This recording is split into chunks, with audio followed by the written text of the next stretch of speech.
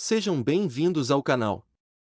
Hoje vamos falar do Anubis, mestre dos segredos e cão-guardião da necrópole, aquele que abre os caminhos para o pós-vida na mitologia egípcia. Mas antes, se inscreva no canal, coloque like no vídeo e comente. Anubis, em grego clássico Anupo, é no panteão do Antigo Egito, o deus dos mortos e moribundos, que guiava e conduzia as almas ao mundo dos mortos.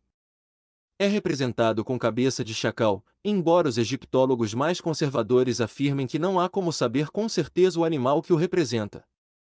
É associado com a mumificação e a vida após a morte na mitologia egípcia, também associado como o protetor das pirâmides. Na língua egípcia, Anubis era conhecido como Impu, também grafado Anub, Ampu e Emp. A menção mais antiga a Anubis está nos textos das pirâmides do Império Antigo, onde frequentemente é associado com o enterro do faraó. Na época, Anubis era o deus dos mortos mais importante, porém durante o Império Médio, Osíris passou a ter a função de deus primordial dos mortos. Enquanto que Anubis tinha funções menores como por exemplo o preparo do corpo e embalsamento dos mortos, além disso era o protetor do processo de mumificação. Assume nomes ligados ao seu papel fúnebre, como aquele que está sobre a sua montanha, que ressalta sua importância como protetor dos mortos e de suas tumbas, e o título aquele que está no local do embalsamamento, associando com o processo de mumificação. Como muitas divindades egípcias, Anubis assumiu diversos papéis em vários contextos, e nenhuma procissão pública no Egito era realizada sem uma representação de Anubis marchando em seu início. A esposa de Anubis é a deusa Amput, seu aspecto feminino, e a sua filha é a deusa Quebeshit. Os egípcios acreditavam que no julgamento de um morto o coração dele era pesado numa balança e a pena da verdade, que pertencia à consorte de Toto, Maat, a deusa da verdade. Caso o coração fosse mais pesado que a pena, o defunto era comido por Amit, um demônio cujo corpo era composto por partes híbridas de leão, hipopótamo e crocodilo. Mas caso fosse mais leve, a pessoa em questão poderia ter acesso ao paraíso ou a alma voltaria ao corpo. Anubis era quem guiava a alma dos mortos. Anubis é uma tradução grega do nome egípcio deste deus. Antes da chegada dos gregos ao Egito, por volta do século VII a.C., o deus era conhecido como Ampu, ou Impu. A raiz do nome na língua egípcia antiga significa uma criança real. Impu tem uma raiz para Imp, que significa decair.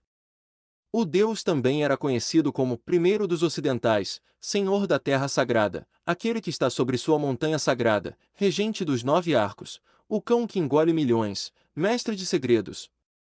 Aquele que está no lugar de embalsamamento e em primeiro da cabine divina. As posições que ele tinha também se refletiam nos títulos que ocupou, como aquele que está em sua montanha, senhor da terra sagrada, o mais importante dos ocidentais e aquele que está no local de embalsa. Os principais epítetos aplicados a Anubis destacam seu papel como divindade funerária e prontamente o descrevem como o chefe do domínio funerário como um todo ou como o chefe de uma das subdivisões desse domínio. Desde os primórdios da civilização egípcia, Anubis é dotado de seus 5 principais epítetos: Khenti-Mentiu, aquele que está à frente dos ocidentais, os mortos; Khenti-Tadgeser, aquele que está à frente da Terra Santa; Tep-de-Joef, aquele que está em sua montanha; Khenti-Senetger, aquele que preside o pavilhão divino; e Inalti, aquele que preside a sala de embalsamamento. Persistindo as 4 últimas até ao período greco-romano, entre 4º século a.C. e 4º século depois. A aparição do deus Anubis, simbolizado por um canino, é certamente ditada por suas funções funerárias, chacais e cães assombrando e guardando cemitérios à beira dos desertos. Como outras divindades funerárias egípcias, como o Pouaout, Khenti-Mentiu e Sed, Anubis pertence ao grupo das divindades caninas.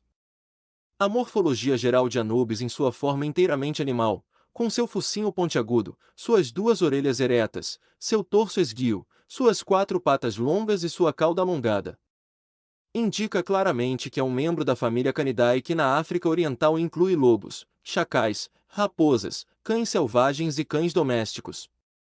No entanto, a combinação de elementos morfológicos de Anubis não corresponde a nenhuma espécie conhecida de canídeo ainda existente. O emblema animal do deus parece muito mais uma mistura de vários tipos. Enquanto a cabeça e o focinho correspondem a uma ampla variedade de canídeos, as orelhas pontudas são em sua maioria parecidas com as da raposa, enquanto o corpo esguio lembra o galgo.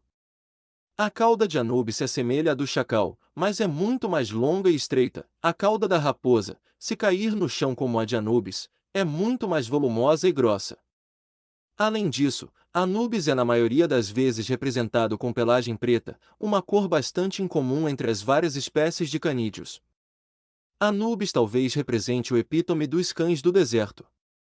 A assimilação de Anubis ao chacal é baseada em um critério comportamental. Este canino noturno é conhecido por assombrar cemitérios à noite, e mais particularmente em torno de sepulturas recém-cavadas, a fim de desenterrar e devorar cadáveres.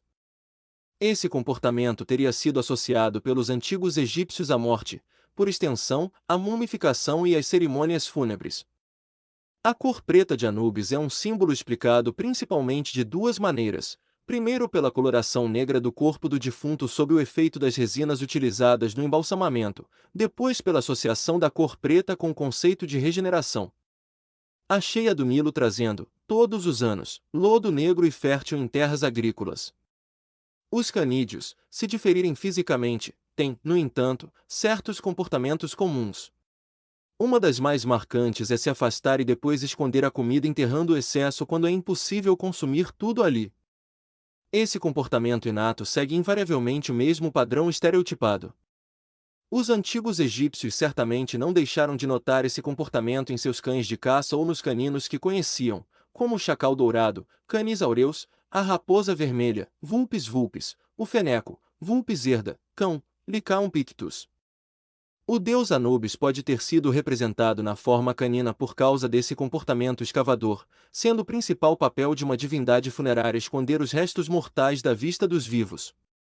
Após ser despedaçado pelo irmão, Sete, Osíris tem seu corpo embalsamado por Anubis, tornando-o a primeira múmia, e fazendo com que se torne o deus do embalsamento.